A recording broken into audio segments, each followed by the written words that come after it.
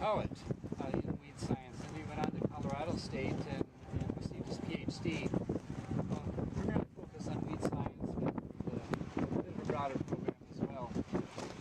After graduation, Mike joined us here at the Region Research Extension Center in January 2012. So he's been with us for about a year and a half. This is his second season, and Mike is actually responsible for the overall development of our research program here at the center, the agronomic program. So Mike has a full plate of managing people and resources, and as well as his own interests in research. So with that, I'm going to turn the program over to Mike, and he's going to talk about two general factors. One is the scope of our corn fungicide work that we're doing here at the center, and then he's going to talk a little bit about resistant weed management as well. I figured I'd stand on this side of the wagon so the wind kind of blows me towards you anyway. The trial, what we're working on is mostly on the other side, but for our intensive purposes right now, the corn looks pretty much the same anyway, so I think we'll be okay where I'm at. I'd just like to kind of start out by sharing some information with you that about research that had been conducted outside of North Dakota, but as about the most comprehensive information that I've been able to find on corn fungicide use across a wide area. And the data I have is a summary of 12 different states. North Dakota was not included in this summary. I guess they still think we don't grow corn here, even though we're approaching 40% of our total acres corn in some counties. But essentially, this is observations from roughly 300 different sites that they're collecting data from in the 12-state area that they did a survey from. And this was just 2012 data. So as you remember, last year was an anomaly, as most years seem to be as far as weather goes. It was very hot and dry in almost all the country. And whether or not that made a difference with the survey and the results of corn fungicide use, well, I would like to think that generally means less disease was present in many areas of the country where they were applying these fungicides. And so my belief then is that the fungicide application should be more focused on the plant health aspects of the corn rather than the disease portion of the corn, which is sometimes hard to separate if there is a lot of disease pressure as well. But just to clarify then, they didn't actually measure the amount of disease present in these trials. So that's more of an assumption. Basically what was tested varied based on the sites they were looking at. But for the most part, the commonly used the slide on the upper right-hand corner might be one of the more interesting things that from the studies out here, even though that information isn't actually specific to the trials that they looked at. But what they did was they analyzed the different prices of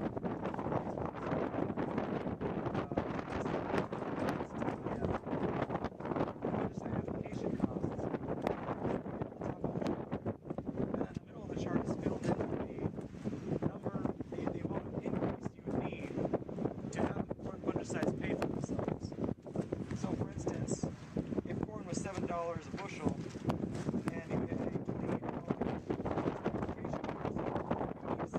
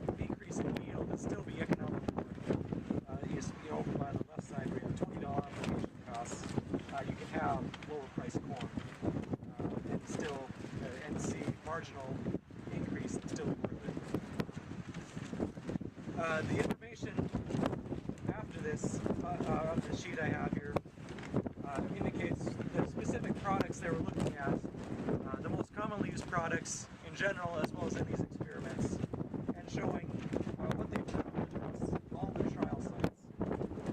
And you can see for these most commonly used ones, they did in fact see, and when applied at the V6 stage, a 3 to 5 bushel per acre increase, except for indigo, which saw a little bit more.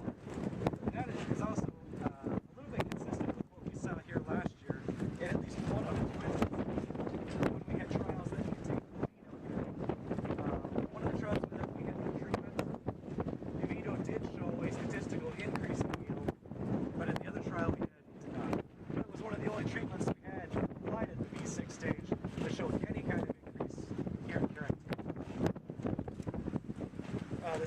The next one indicates the BT or R1 applications, which are a little more consistent in whether or not they provide an increase in yield or not. And there we start to see the ceiling increase a little bit as well. So our maximum was around 7, but most likely less than that in the V5 to 6 stage. When we go to VT applications, we start to see the ceiling raise a little bit. Now we got this more than one that are over 7 bushels an acre increase. The chart after that indicates split applications. I know that's being talked about a lot more as well, applying fungicide both at V5 to 6 as well as VT. And you can see the ceiling gets raised a little bit more in the case of approach plus approach, but otherwise it is relatively the same as the other treatments in their application techniques. So a single application. Now I will say though, it is a corn fungicide applied to promote plant health, but we have to reiterate that we still have to worry about resistance management in these corn populations. Approach plus approach in the same season is not something we would recommend as far as preventing resistance development in the pathogens that are still going to be present in the field. And we still would recommend, if you do split applications, do continue to use different modes of action, even though disease incidence in corn isn't often very high, it is still present and it will still develop resistance over time, in which case we might actually come up with a problem that we created ourselves. At any rate,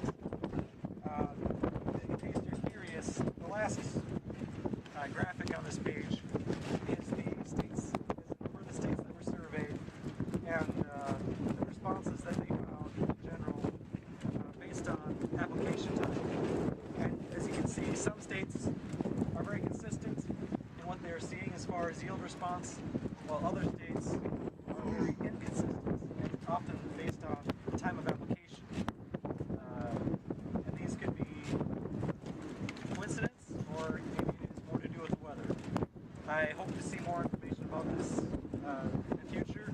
I hope they are continuing this year, because it would be very interesting to see year over year what the results may be for these types of trials. And just like this big trial that was conducted, we too have more corn fungicide research this year than we have last year. Last year we had a fair amount. This year we have even more. Most of the trials on this field here are related to corn fungicides, and we're hoping to get a better idea of what we can expect. Of course, one of the inherent problems with doing research at this level is that when you're trying to find something less than a 5 bushel per acre increase in yield, it's very difficult when you have small plots like we do. And so one of the things that we're doing to combat that is create a bigger size trial. So you have more data points to look at. And the trial that we're sitting next to over here is one such trial. We have 28 different fungicide applications that we're making out here in order to try and really pinpoint these small bushel per acre increases in yield that normally you can't find in something that maybe only has 5 or 6 fungicide treatments. Statistically, that is oftentimes result unless it is a huge boost. Now, so far, nothing's been applied out there except 4 of those 28 treatments received in-furrow fungicide applications. Something else that's becoming more and more prevalent on the labels of a lot of the fungicides. I will note that although it's not labeled, one of the things that people have been interested in is headline applied in-furrow. I will tell you that we have 2 trials that we've done that this year. Both trials we've noticed injury to emerging corn, so my guess is that will not become a part of their label anytime soon, but it was one of the more interesting things we've seen so far. The other in-furrow treatments to date have not shown any other increase or decrease in corn stand or health. The only 3 fungicides that we had that were labeled for in-furrow were Evito, Approach, and I just drew a blank. It's a 3rd one.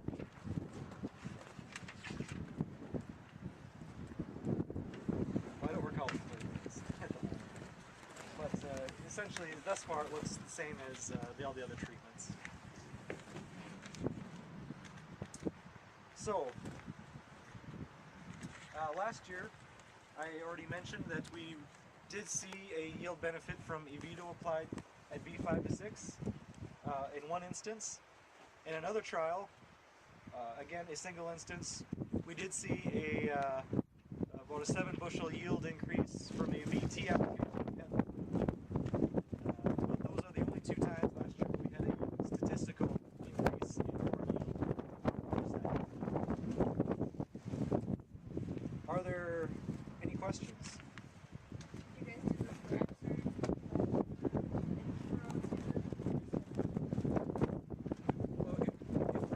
Labeled, that would be the 3rd one that we tried.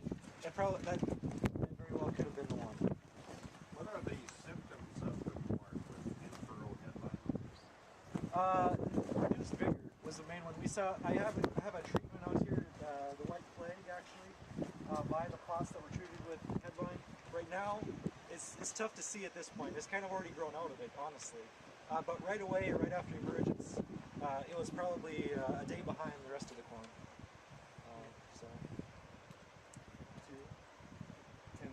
Overall opinion that fungicides just aren't really working.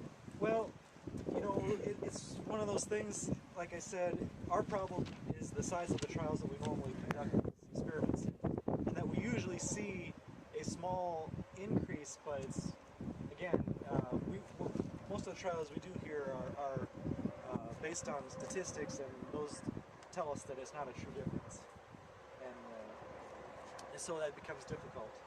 However, most people I talk with that are doing this out in the field and have side-by-side comparisons, based on their yield monitors anyway, they tell me they usually see a benefit. And so, what I'm saying is, you may or may not see the difference. The question more or less is, will it pay for itself? Alright, so I wanted to also touch a little bit on glyphosate-resistant kochia, especially in corn, but also a little bit in soybean. Now, last year, as most of you probably know, we saw a huge explosion in the incidence of glyphosate-resistant kochia across the state. And naturally, as we're getting more and more corn and soybean acres, this is becoming a bigger and bigger problem as we're going. Now, corn is, out of the 2 crops, not sitting so bad. There are actually a number of products that still work very well, and I would say you should still mix in with glyphosate as you're making applications, even this time of year. There are a number of products such as Lumax or SureStar, quite a few different products that'll do a nice job of keeping the kochia in check, especially if it's very, very small, not on So, however, once the kochia gets beyond just a couple inches, even in corn, you're oftentimes going to have many problems, because the problem with kochia is that it does not translocate the herbicides very well. And so even many herbicides that are very effective at moving through the plant and killing the entire plant, oftentimes when applied to kochia, they act more like a contact herbicide. And so it's something you have to be aware of, and this is why, especially with kochia, size is important. You know, more so than most other weeds that you'll be spraying for in your cornfields. And again, especially if you have glyphosate resistance in your area, your specific weed. Now, that's all fine and dandy, but then you get to soybeans, and that's when the real problems begin. Outside of glyphosate, how many options do you have in soybean for post-emergence weed control? Yeah, it's very few. There's very few options. And how many of them are not, how many of them have a residual, and how many of those are more than just contact herbicides? I don't think there are any. What do we have? Vasogran and Flexstar are about our only options, and you guys know the limitations on those. Small weeds, Flexstar is geography specific. And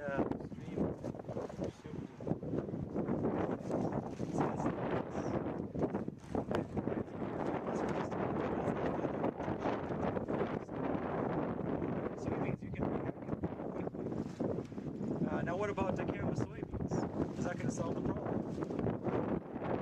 Not if you have dicamba resistant kochia. That's in the area too. So you're going to have potentially a pretty big mess unless you get a handle on these very early on again. When I say early in soybeans, I mean pre-plant. There are many good options in soybeans to control kochia, and now it's a little late for this year, but, well, I shouldn't say that. There are still people planting. But the pre-plant is going to be your best option for getting hold of that.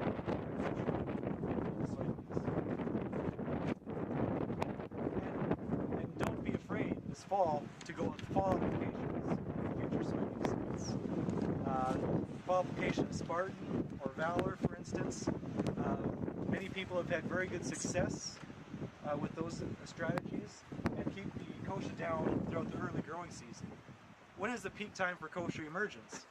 Really early on. Usually before planting soybeans, in fact. Kochia obviously emerges all year long, but peak time is it emerges as a cool season crop. And so you can have these fall applications, prevent the kochia becoming to begin with, and do a good job of cleaning the kochia with small options you have.